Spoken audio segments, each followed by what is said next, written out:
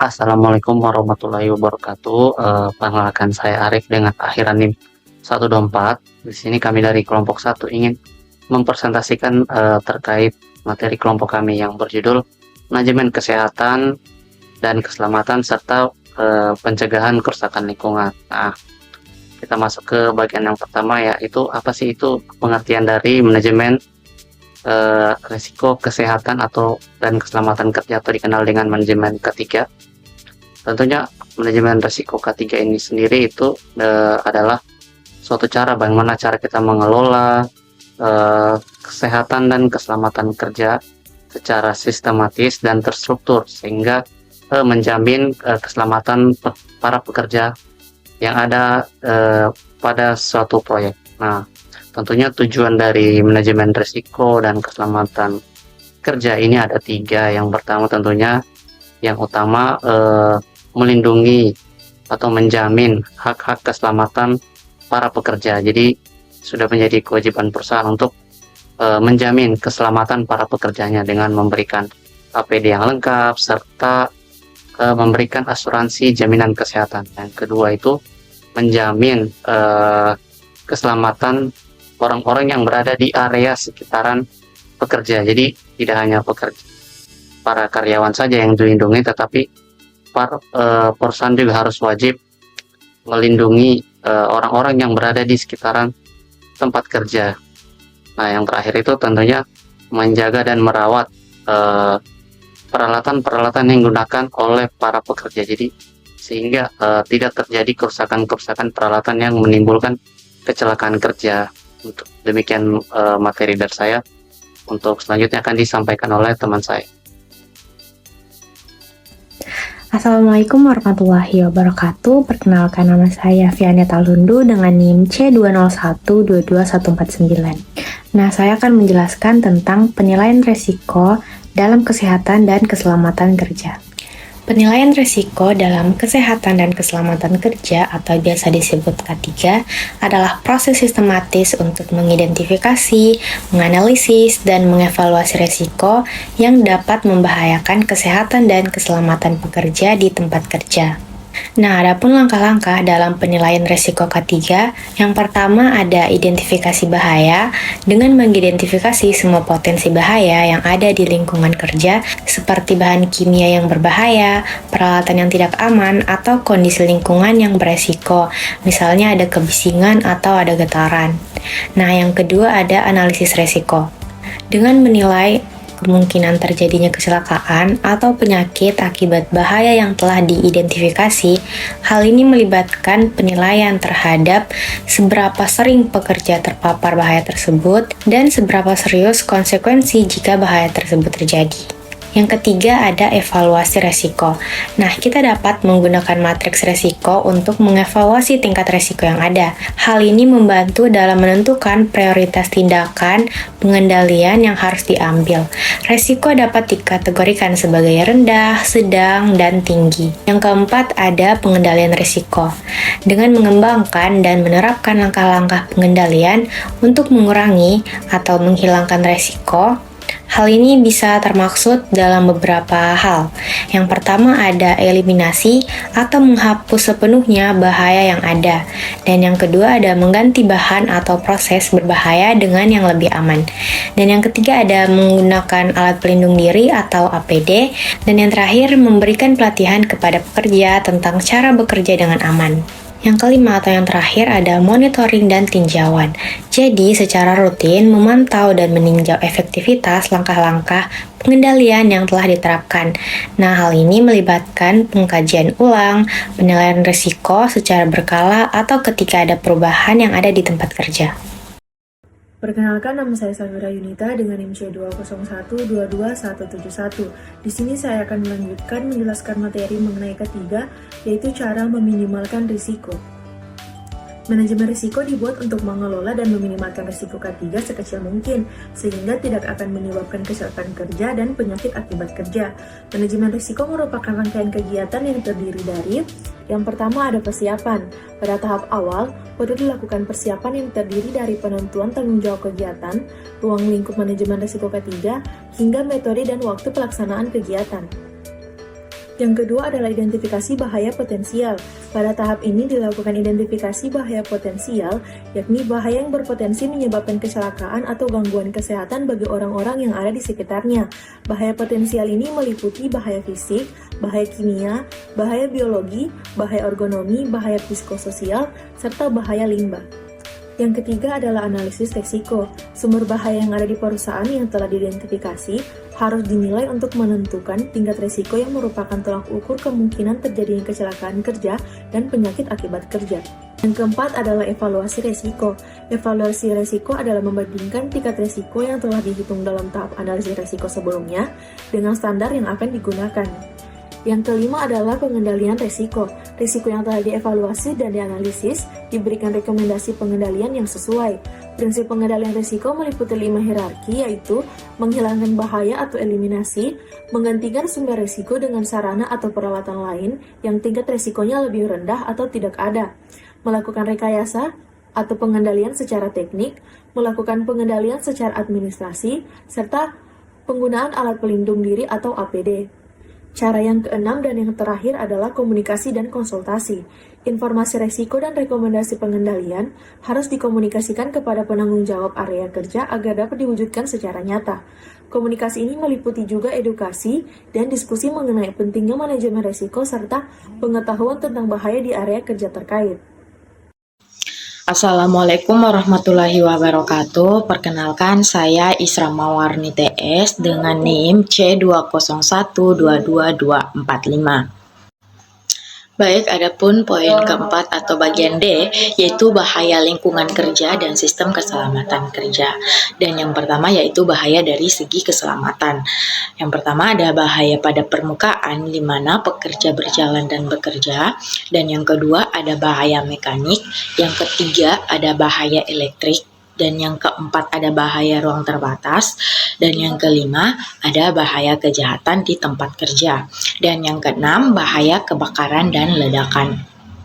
Adapun slide selanjutnya yaitu materi yang kedua yaitu bahaya dari segi kesehatan, di mana yang pertama yaitu bahaya tubuh pekerja, di mana bahaya ini merupakan bahaya yang berasal dari dalam tubuh pekerja, yaitu kapasitas kerjanya dan status kesehatan pekerja.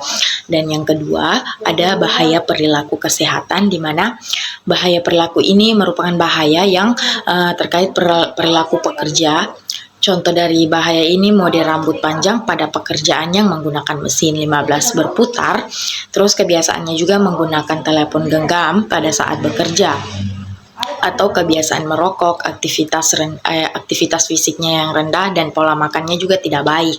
Dan yang ketiga ada bahaya lingkungan kerja, di mana bahaya fisiknya ini bahaya ini berpotensi menimbulkan dampak buruk bila intensitas pejajanannya melampaui toleransi kemampuan tubuh pekerja.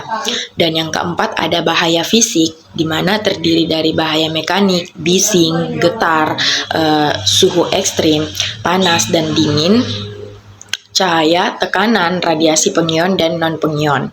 Dan yang kelima ada bahaya kimia seperti logam berat, pelarut organik, gas dan uap berbahaya, pestisida dan partikel di udara. Dan yang keenam ada bahaya biologi, di mana bahaya yang berpotensi menimbulkan penyakit infeksi akibat kerja atau PAK. Dan yang ketujuh ada bahaya ergonomi, di mana yang mencakup kondisi pekerjaan dan peralatan kerja yang digunakan oleh pekerja. Dan yang ke-8 ada bahaya pengorganisasian, di mana pekerjaan dan budaya kerja organizing and culture hazard seperti pembagian kerja yang tidak proporsional, budaya kerja sampai jauh malam, dan mengabaikan kehidupan sosial pekerja. Baik, adapun slide selanjutnya yang ketiga yaitu sistem keselamatan kerja, di mana poin pertama yaitu kebijakan ketiga. Kebijakan ketiga ini pernyataan resmi perusahaan tentang komitmen terhadap keselamatan dan kesehatan kerja. Dan yang kedua ada organisasi ketiga, di mana penunjukan petugas ketiga dan pembentukan panitia ketiga. Dan yang ketiga ada identifikasi dan penilaian risiko, di mana proses mengidentifikasi semua bahaya potensial di tempat kerja dan menilai tingkat risikonya. Dan yang keempat ada pengendalian risiko, di mana penerapan langkah-langkah pengendalian ini untuk mengurangi risikonya seperti adanya eliminasi, substitusi, pengendalian teknik, prosedur kerja yang aman, pelatihan K3, alat pelindung diri, pertolongan pertama, pemantauan dan evaluasi pencatatan dan pelaporan. Perkenalkan, nama saya Mas Riani dengan NIM C20122107. Jadi seperti yang kita tahu bahwa biaya lingkungan itu adalah biaya yang dikeluarkan perusahaan yang berhubungan dengan kerusakan lingkungan yang ditimbulkan dan perlindungan yang dilakukan. Jadi seperti yang kita tahu bahwa biaya lingkungan itu ada beberapa, di antaranya itu ada biaya pemeliharaan, biaya pencegahan, biaya pembelian, biaya pengelolaan, dan penghematan biaya. Untuk selanjutnya terkait dengan tindakan yang menghasilkan polusi.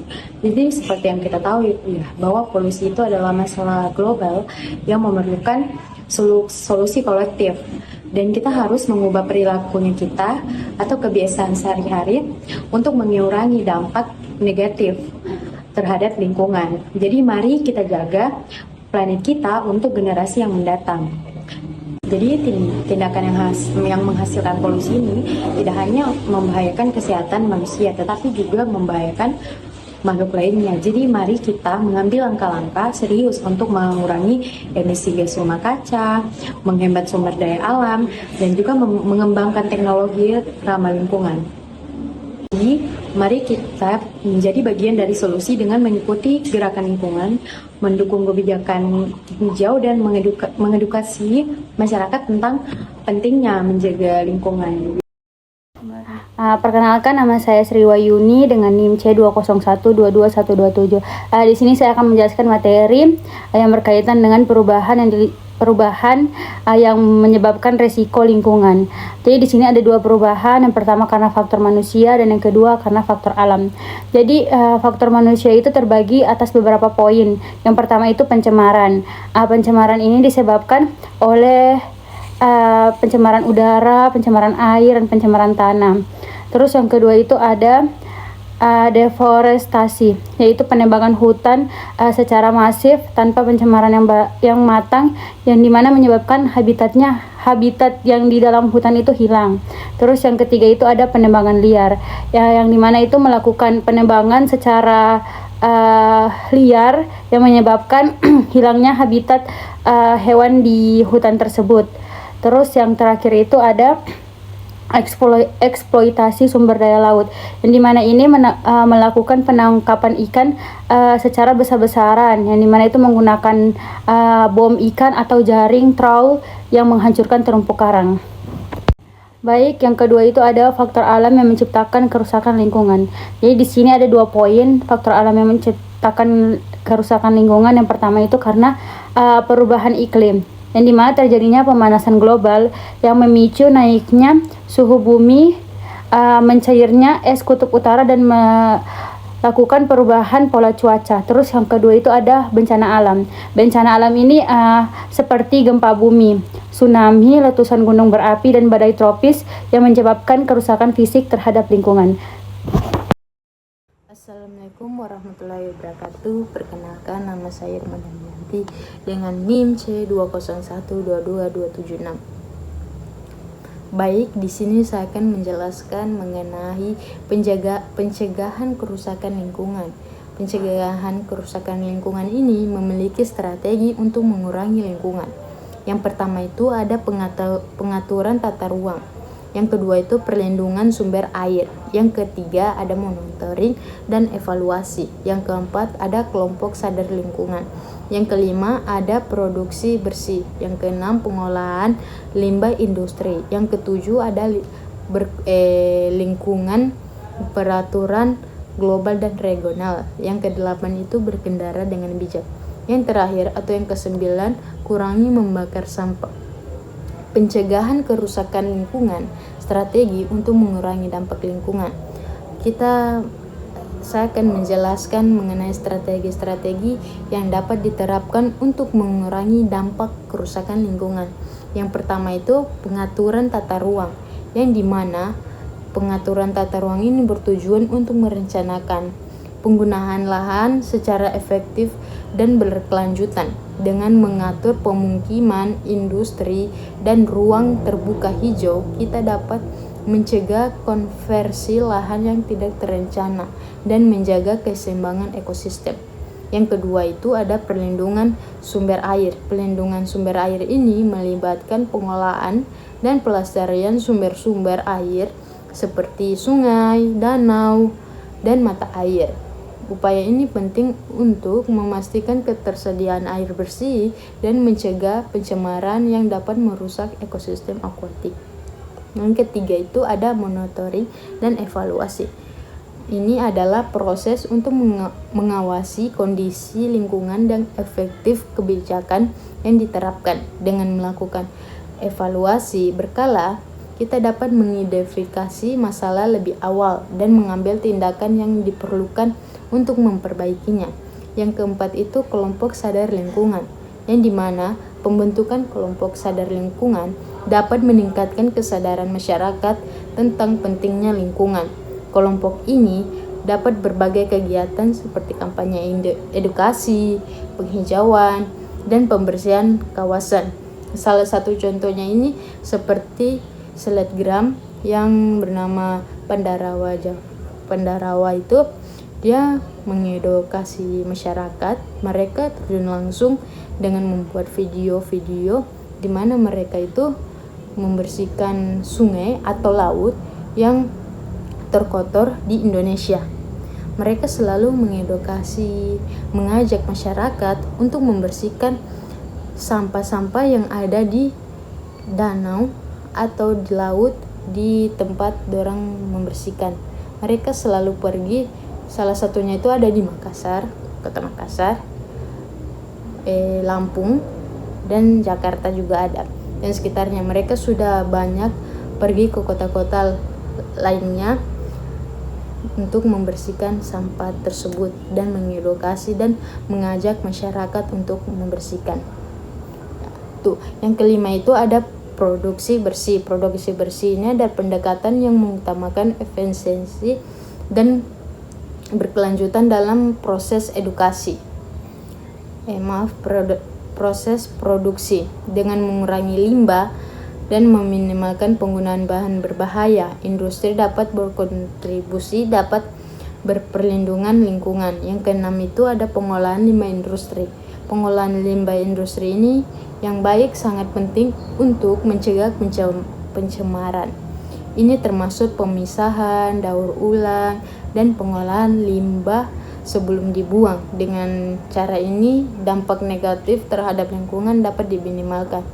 Contohnya ini ada salah satu tempat pengolahan limbah plastik di Indonesia yang terbesar itu ada di Kota Tangerang.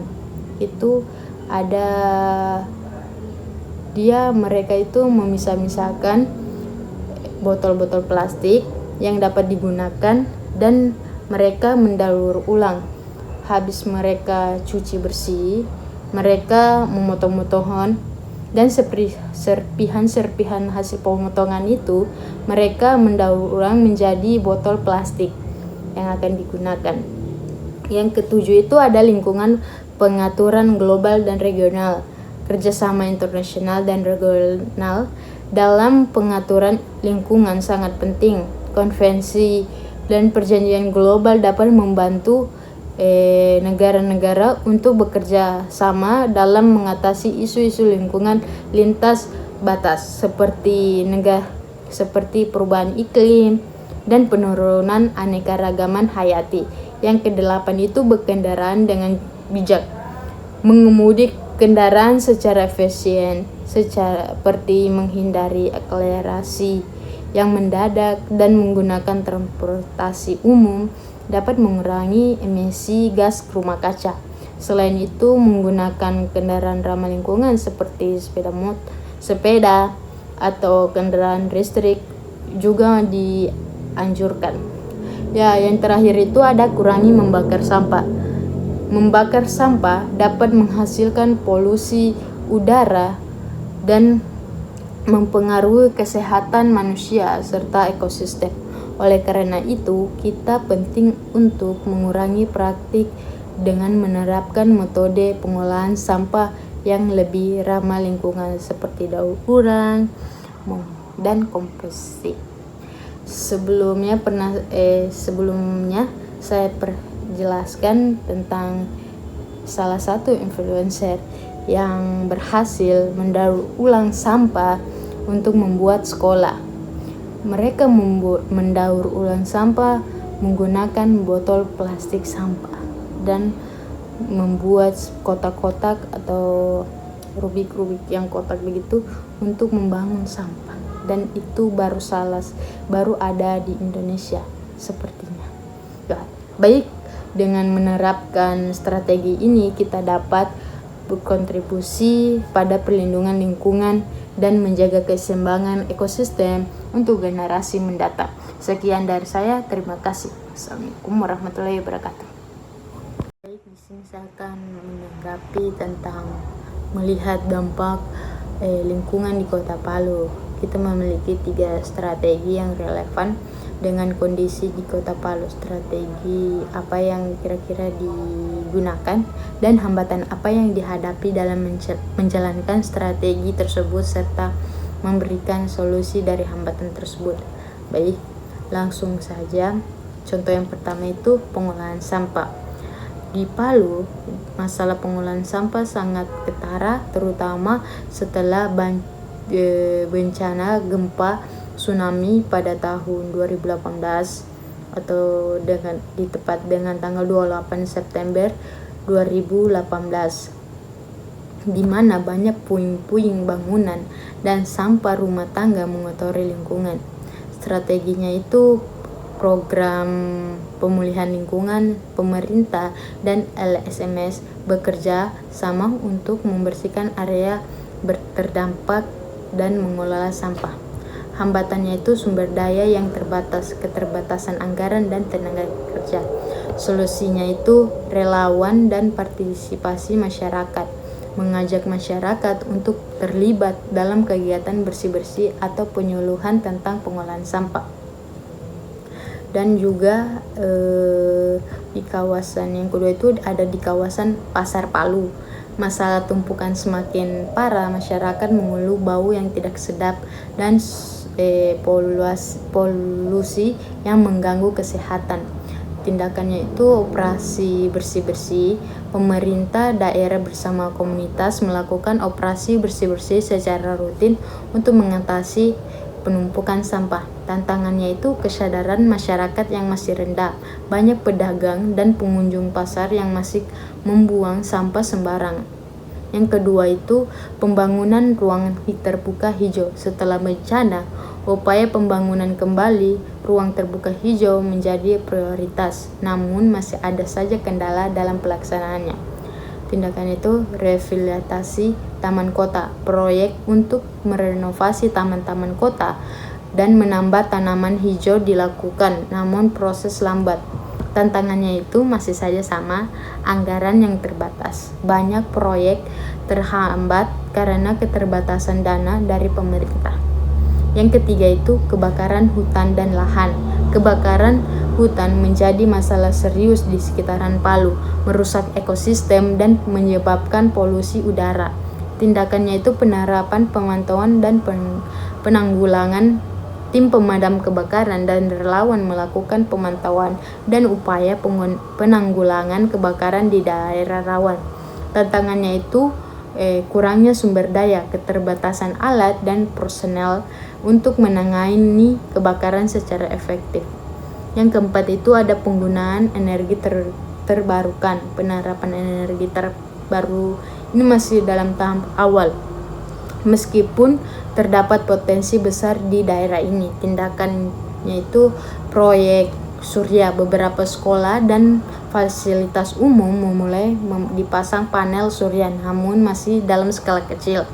Tantangannya itu minimnya pengetahuan dan dukungan, kurangnya pemahaman tentang manfaat energi terbarukan di kalangan masyarakat dan pemerintah. Baik, dengan berbagai kasus terbaru ini di Kota Palu terus berupaya untuk mengatasi tantangan lingkungan yang ada. Sekian dari saya, semoga bermanfaat. Wassalamualaikum warahmatullahi wabarakatuh.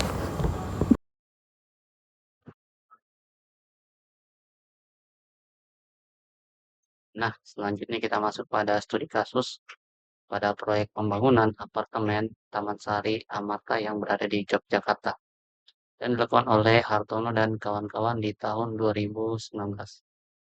Adapun latar belakang penelitian ini tentunya bahwa suatu proyek konstruksi itu sangat rentan akan terjadinya kecelakaan kerja. Nah, kalau dari data BPJS Ketenagakerjaan tahun 2018, nah bahwa di sektor konstruksi sendiri itu menyumbang angka yang tertinggi adanya kecelakaan kerja. Nah, sehingga penting untuk menerapkan manajemen risiko kesehatan dan keselamatan kerja. Nah, adapun metode metode yang digunakan itu adalah metode HIRAC atau Hazard Identification, Risk Assessment, and Control yang terdiri dari 3 langkah. Yang pertama itu identifikasi bahaya, penilaian risiko, dan pengendalian bahaya.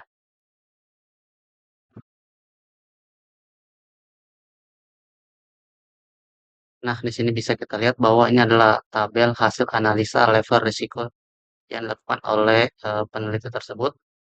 Jadi ada beberapa jenis pekerjaan yang menimbulkan variabel-variabel risiko kecelakaan kerja. Dan ada beberapa tingkatan-tingkatan level risiko mulai dari low hingga ke high.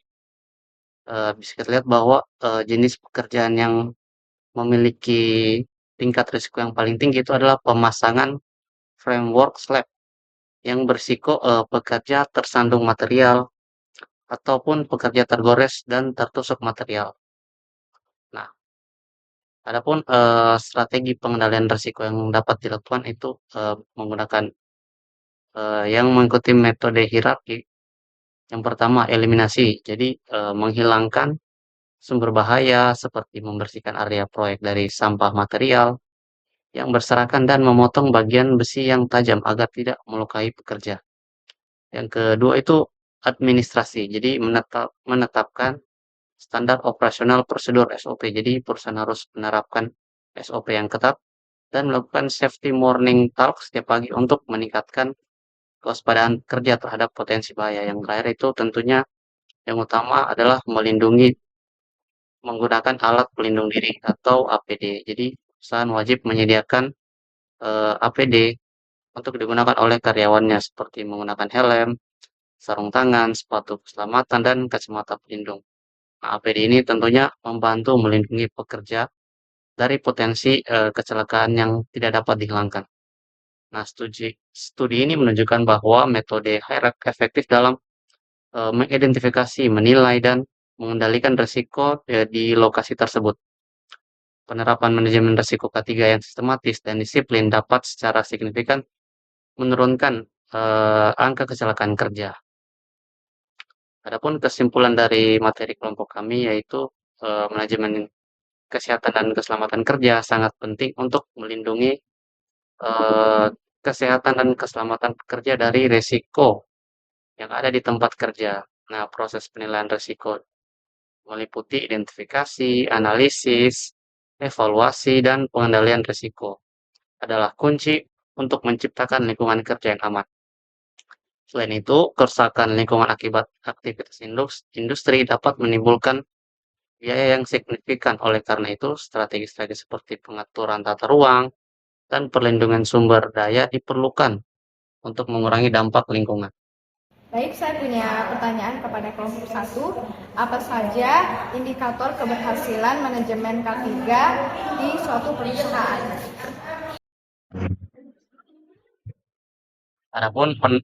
Indikator keberhasilan dalam penerapan manajemen kesehatan dan keselamatan kerja itu ditandai dengan tentunya penurunan tingkat kecelakaan kerja yang meliputi berkurangnya jumlah kecelakaan kerja sedang, berat, ataupun tingkat kematian akibat kecelakaan kerja. Yang kedua, adanya penurunan kasus penyakit akibat kerja yang didukung oleh program pemeriksaan kesehatan yang rutin dan pengendalian faktor risiko di tempat kerja.